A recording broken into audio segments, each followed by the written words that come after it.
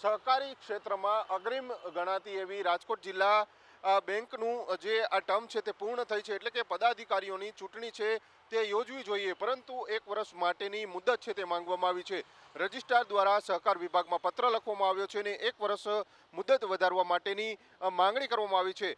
ઉલ્લેખનીય છે કે રાજકોટ ડિસ્ટ્રિક્ટ બેંકના ચેરમેન છે તે પૂર્વ કેબિનેટ મંત્રી જયેશ રાદડિયા છે, પરંતુ જે પ્રમાણે હવે 1 વર્ષ માટેની મુદત જે વધારવા માંગી છે તેને લઈને અનેક ચર્ચાએ જોર પકડ્યું છે.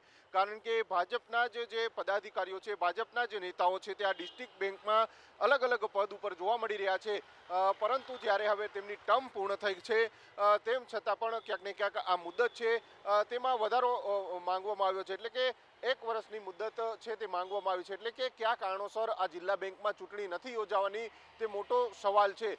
જે ભાજપના જ કેબિનેટ મંત્રી, પૂર્વ કેબિનેટ મંત્રી જયેશ રાદડિયા છે, તેમનો દબદબો છે તે યથાવત જોવા મળ્યો હતો, અગાઉ પણ યથાવત જોવા મળ્યો હતો, પરંતુ હાલ તેઓ આ ડિસ્ટ્રિક્ટ બેંકના ચેરમેન છે અને રાજકોટ જિલ્લાની સૌથી મોટી આ ડિસ્ટ્રિક્ટ બેંક બનાવવામાં આવે છે, સહકારી ક્ષેત્રમાં અગ્રણી નામ ધરાવે છે. એવામાં આ ડિસ્ટ્રિક્ટ બેંકમાં કયા કારણોસર ચૂંટણી નથી યોજવી તે સૌથી મોટો સવાલ છે. કારણ કે ભાજપના જ નેતાઓ હોય, ભાજપના જ પદાધિકારીઓ હોય, તે ક્યાંક ને ક્યાંક આમને સામને જોવા મળતા હોય છે. એવામાં 1 વર્ષની ટર્મ છે તે મુદત છે તે લંબાવવાની વાત છે તે કરવામાં આવી રહી છે. તેને લઈને ફરી એક વખત સવાલો છે તે ઊભા થઈ રહ્યા છે.